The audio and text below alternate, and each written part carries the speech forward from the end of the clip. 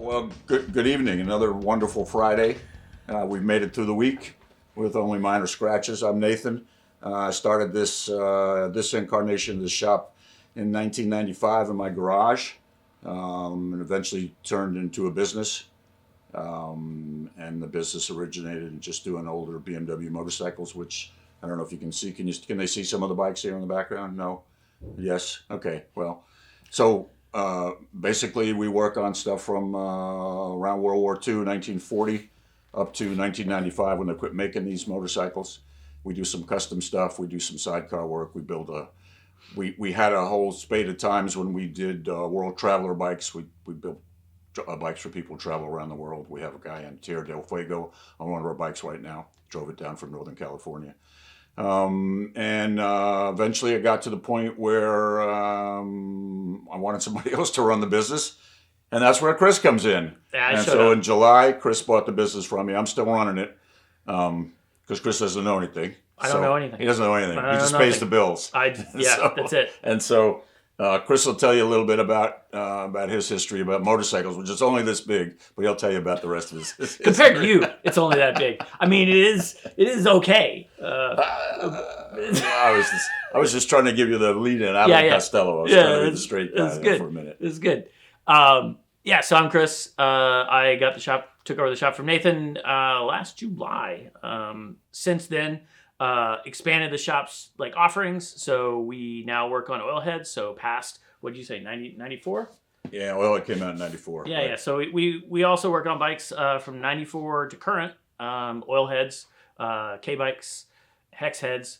We also have some Harleys in the shop, some vintage Triumphs. So we're doing. We have guys that can work on pretty much vintage, almost anything. Old stuff though. It's got to be old. Yeah, got to be old. Not interested in new stuff, even Brand though oil heads are new, but they've been out 30 years, so they're Right. already classic. They Right. came out in 94, so they're already classic. Right. Yeah. So- So welcome to the first episode. We're gonna be doing this, talking about the shop, what's going on in the shop, how we work together, how the shop runs. Talk about some BMW stuff, maybe do some other exciting things that evolve over time. But yeah, this is the first episode, so I think we're gonna talk about firsts. First motorcycle. What was your first motorcycle? My first motorcycle was a 175 Bridgestone. Right. And I got it when I got the bike because, I always wanted one, but I was not allowed to have a motorcycle at my house because my dad had one leg shorter than the other after he got hit on his bike in Chicago after the Second World War, so my mother forbid me. And so my freshman year in college, I had a radio that my sister had given me. Right. And my sister still gives me shit about this, but she gave me the radio. And this guy came in my room one day and said, "Man, that's a really nice shortwave radio."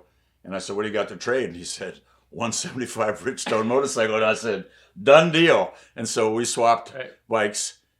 We swapped parts. And then I learned how to ride. There was a big field out in front of my house. It's in southern New Jersey, Glassboro, New Jersey. But that wasn't really your first motorcycle. No, that was my first motorcycle. What about, I've heard you tell stories about being on old BMWs and monster. My dad worked on Saturdays at a place called Randy's Garage, and in Randy's Garage they had a little chevron of 8 pre-70 BMWs. You saw the front wheel of each one, and they kind of went out like a parade. And I would go in there on Saturdays with my dad, and they'd throw me a carburetor and stick me in the corner, and then I'd pick up everybody lunch, and I'd go sit on the bikes, and they'd chase me off. But I didn't get to ride those bikes. I didn't get to ride my first bike until I was in college. I was a freshman in college. But you were dreaming about it. I always wanted one. My mother wouldn't allow me to have one, and my mother ruled the roost. So there was no questions there. Yeah, we have that in common. My parents always said, my brother was an old Harley guy. He had all 70s choppers and whatnot, and I always loved motorcycles. And since I was a little kid, I wanted to ride, and my parents said, never, ever, ever, ever, ever, ever would I have a motorcycle. And then when I finally graduated college after for a very long time, they were so excited that I actually managed to graduate college that the only thing I wanted was a motorcycle, a BMW R 1150R Rockster, and they bought it for me. And I had never ridden before, and that was my first bike. I took the class, but I was too excited to ride the bike. So before my class was over, I tried to get on it to ride it and take the test. And the first time I got on it after being on one of those, I think it was like a Honda like Nightwing, like a 250 Nightwing or whatever they had. Nighthawk. I got Nighthawk. I got on that 1150, and I almost went through the plate glass window of one of our neighbors. Went right up on their yard while I was trying to turn the bike around in the street, goosed it, and dropped it in their yard. But I've been riding ever since. That was 2003, 2004. So a lot less than you have, but it's always been BMWs. Had that Rockster, rode it in San Francisco. It was my only vehicle for 10 years. And then I got an Airhead. And my first Airhead was R65 LS, 1980 R65 LS that I spent way too much time fixing. Well, we won't recount the story about the R65 that we built for you. We'll let that That's experience the same go. R65. People can call and ask Yeah, you that yeah, one. You can call tell it to and them over the phone. Yep. But Yep. yeah. Yep. But we could say that we built this bike for him and told him not to go over a certain They speed, and didn't he went tell way me over that. it and blew it up Nope. in a day. Nope. No one told me that. We- And I didn't know better. So And I did blow it up. Yeah, it was the most incredible thing. We used pry bars and all, take it apart. The motor was, I've never seen anything that bad. He did a first class Yeah. job. Yeah. When I do something, I When do that's something you're gonna really do well. something, you should do it well. Yeah, And exactly. you Exactly. did it. And that's why I'm here at Boxer Well, Works now he's actually rebuilding it. He bought another motor, and the did? bike's in the other room. It's been Yep. powder coated and painted, and he's putting that motorcycle back together. Yep. So, First road trip? first road trip. How old do we have to be? On the bike. I guess riding the Oh, bike. well, my first road trip on my 175 Bridgestone was they were having an anti-war demonstration in Washington, and I was in southern Jersey, and so I got on the bike and drove there, hung out with one of my lady friends from high school, and had a good time there. And then, but on my way back, my bike broke down, and it was a little tiny 175 Bridgestone, and this gorgeous woman on a Harley Sportster pulled up next to me and said, "Oh, can I help?" And I said, "Well, my bike's broke down." And she said, "Well, I thought maybe you're out of gas. I don't know anything about motorcycles." And she took off. and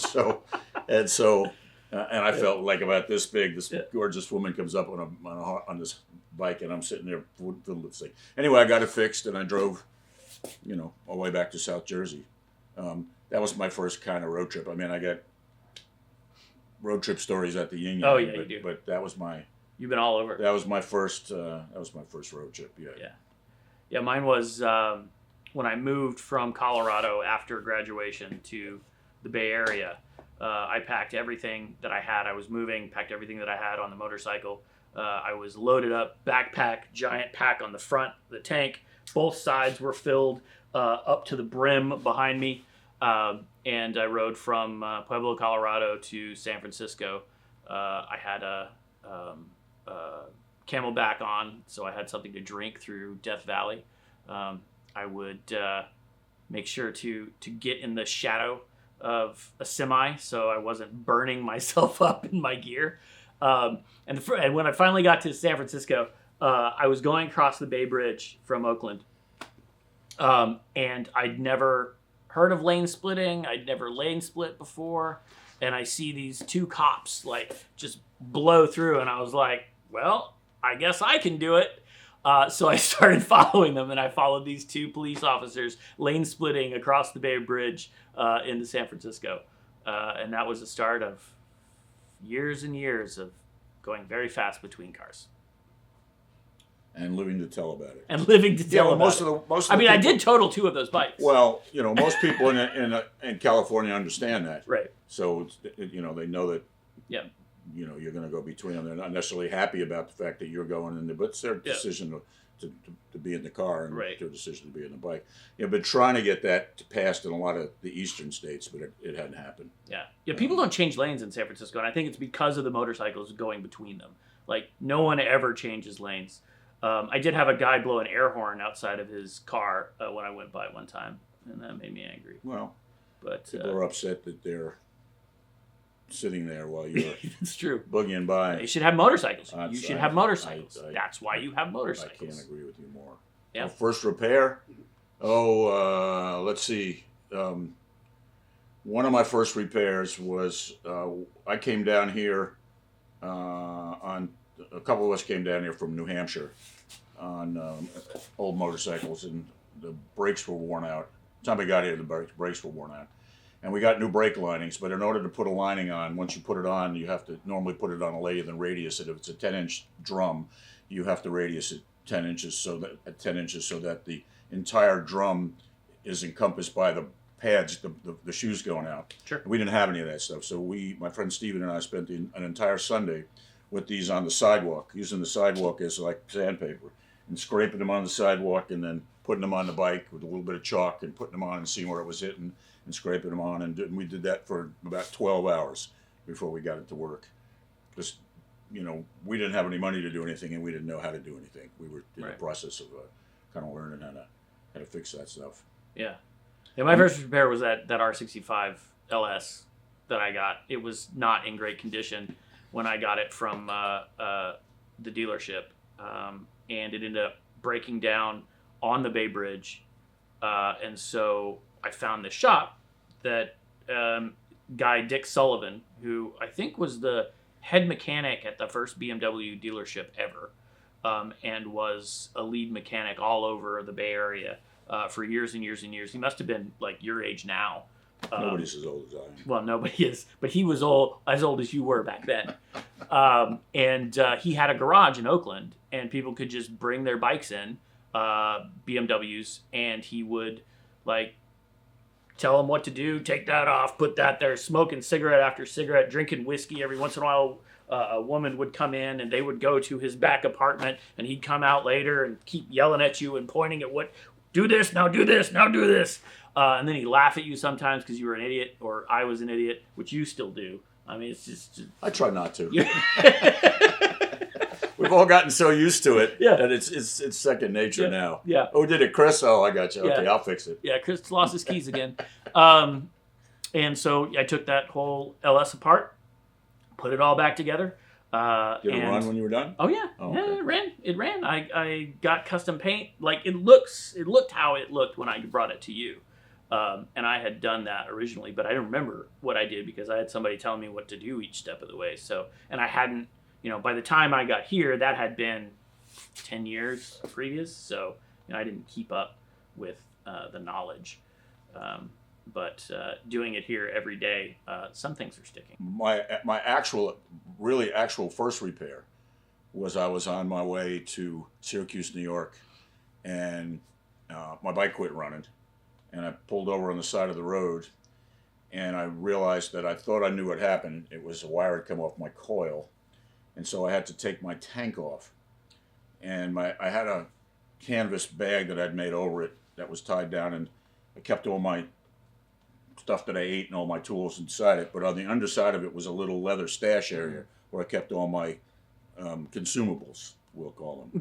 and so on the side of the road at 3 o'clock in the morning, I had a one of these sun glow frisbees, and I could take the frisbee and I could shine it on my light, and then it would shine, so I could keep all my parts in it, and I could see them.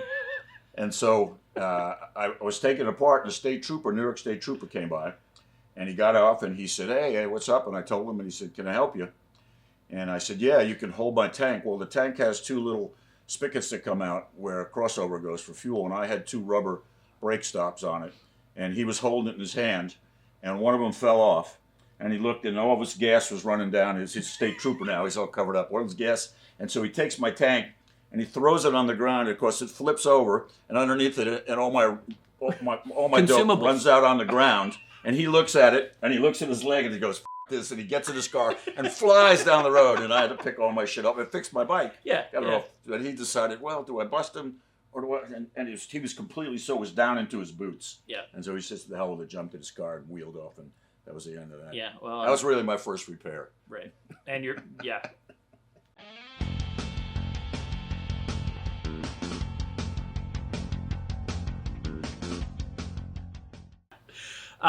okay, shop stories. This is a segment we're going to do, I guess, this is about your first day or whatever. Yeah, so we're going to talk about whatever's happened in the last time since our last episode, or interesting stuff that happened in the shop a while ago, or things that are going on in the shop in general. Just kind of what's going on around the shop.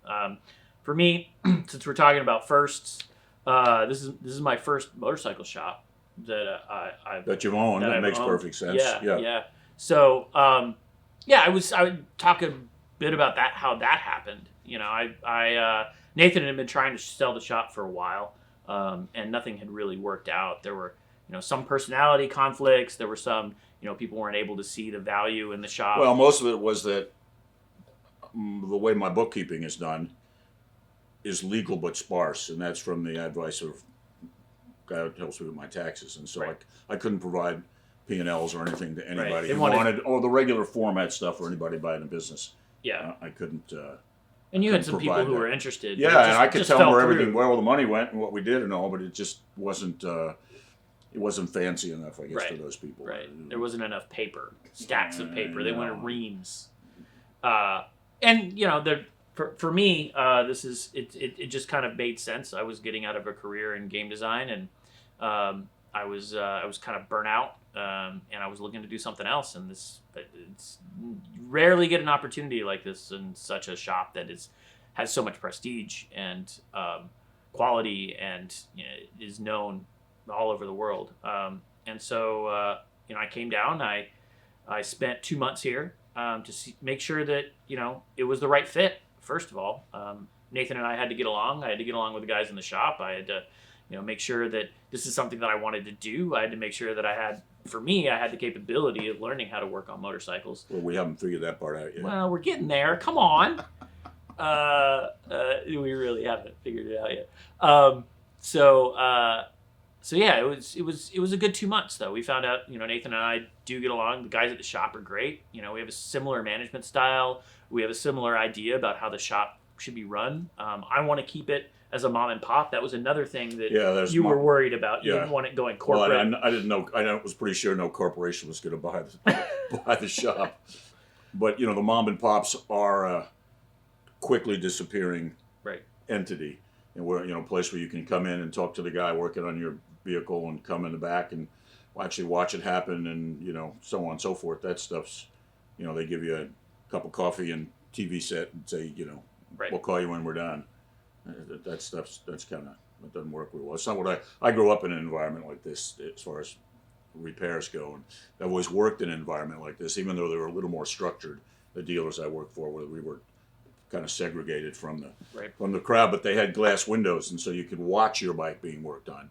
So when somebody knocked it over, the customer could see it at the floor. That's never. But they couldn't hear what you were saying, and they couldn't go Never. talk to you. So Never been knocked over. right. So keeping the mom and shop was really important. Customers continue to have a personalized experience. Was really Well, important. right. And there were stipulations. Nathan wanted to continue to work at the shop. I thought it was great. We want Nathan to continue to work at the shop as long as he wants to. So after 2 months, worked out, and we made the deal. And I took over the stuff that he doesn't want to do, and learning the stuff that he does want to do, and basically knowing as much about the shop as possible and as much about the customers and the business as possible. And it's going well so far. It's going pretty good.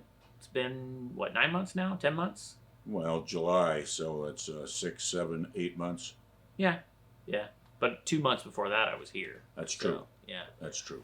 So that's my first motorcycle shop. Well, I mean, we were talking about shop stories.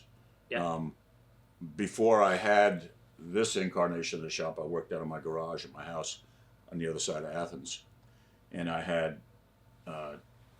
2 lifts, and I had my bike on one of the lifts, and I was working by myself, and I somehow managed to knock my bike over, but it somehow got wedged between the 2 lifts, and it was partially off the ground, and there was no way that I thought of that I could make it get it off without it falling down. Right. And so I managed to raise both lifts at the same time with the foot pedal a little bit at a time, and take the little supports out, and then get it down to a point where it hit the ground, and then it fell over instead of being 4 feet off the ground and falling over. But we've had bikes in the shop fall over. I mean, it's It happens. That's You that's warn the way- me all the time. that's the way it happens. I mean, you do it enough times. I worked in car places where cars fall off the lift. Yeah. You do something enough times, eventually something's going to happen You don't want to tell anybody about it. You warn me all the time about having a stool underneath the lift when you go to lower it. Well, They'll flip it Garrett right did over. it a while back, and and then it hits part of it, and then the whole thing slides sideways, and everybody's put oil in the bike without putting the drain plug in. I mean, there's a myriad of things that people have done that you run real quick and hide it and hope nobody sees you, but What was that? My first week too here late. when I my old engine that I had from my bike, and I picked it up and I walked it all the way across the shop, and it was draining oil Just the full of entire way. Oh, yeah. Wasn't hard to figure out where he started. Yeah, and it took where me he like ended up. 2 hours to clean Yeah. that up. I just felt real dumb. I felt real dumb. But shop stories, especially kind of first shop stories, when I hired Mikey, who worked for me for 7 years, as my parts guy, and then I hired him. He wanted to bend wrenches, and so I gave him this job. I had 2 sidecars outside. One had an interior in it, and the other one needed a new interior. And I had the new interior in a box. And I asked Mikey to put the new interior in the bike in the sidecar. Sure. And he was one to look at. And he said to me, "Well, how do I do it?" And I said, "I don't know, figure it out." And Mikey said, "We did another little interview. You were there when we did that." And that was one of the things he said he liked about working at the shop, because first time he'd ever gone anywhere and somebody didn't tell him what to do, they just said, "I don't know, figure it out. I don't know how to do it. I've never done it before." And so that's kind of a bit of a reoccurring theme here anyway. I mean, a lot of stuff, you can't know everything. You put all your heads together and try, but a lot of stuff you just have to kind of figure out. Yeah. Especially now that we're working on other bikes other than BMWs, we've got basic ideas, but every country's got its own approach to doing things. The Germans have theirs, the Italians have theirs, so it's a bit more of a learning experience. And that's how you learned originally. Just Well, yeah, I mean, you were with a bunch of guys in a everybody apartment that and everybody pulling things that I apart to know see of what happened. I got my first motorcycle. When I got my first BMW, I was working for a BMW dealer, but I wasn't bending wrenches. Mm-hmm. I was making motocross tracks and taking barns down, and all this was in southeastern Ohio, in Athens, Ohio. And I But you lived in 2 Athens? Yeah, 2 Athens. I go from Athens to Athens, right? And That's wild. so I got the bike, and it was $850, and I didn't have $850, so I borrowed the money from my uncle. I worked in a girls' dorm cleaning dishes. I made $1.25 a day. This was in 1971. Was, and I worked was that a Fox and a Hen House 7 days a situation? week. Yes, it was 7 days a week. But in any event, We don't want to hear those first stories. Well, right it depends on where we're going with this. In any event, I didn't have the money to fix it, Right. and so I was still paying for the motorcycle. So I, figured out how to fix the first problem I had. And then other guys that I was in school with, I was in photography school, and other guys who were riding every day like I was to get to class, found out that I had fixed my own motorcycle. And so then they came to me and they said, "Hey, my bike's broken. Can you fix it?" And so we'd all get together and figure it out. And eventually you get to where you feel pretty good about being able to figure stuff out. I had taken shop class, and so I had an idea how a motor worked, how a transmission worked, how a charging system worked. But I never, it was shop class. I'd never really done that stuff for a living. So, but that's how all this is. I've been to school since then, but Right. for specific stuff. But With the Airheads, though, like you just kind of have to figure stuff out because they use parts from previous models. They do weird things on specific years, and all that. yeah, Like, but the you'll be able to German, go, the Germans "Yeah, are really good at making things that work for lots of different stuff. Like in the other room, we've got a 1966 frame that has a 1976 motor in it, and it fits in with minor modifications, about 4 or 5 hours on the frame to hang relays and make a few things fit. Sure. But the engine transmission fits in, the dry shaft bolts right up, everything works. And the Germans, once they find a successful procedure, they use it over and over again. And then we figured out over the years how to make other things fit. That's something that they're really good at, whereas the Japanese make so many different models and so much different stuff that it's kind of difficult to swap parts from here and there. Right. He's telling us it's time to wrap it up, so Oh yeah, I guess we're done." I'm hungry. So I guess that, You I guess gotta that go eat. means I guess they're hungry too. So I guess it means it's Yeah, time to go. I got to drive home. So till the next episode, we will see you all soon. That is correct.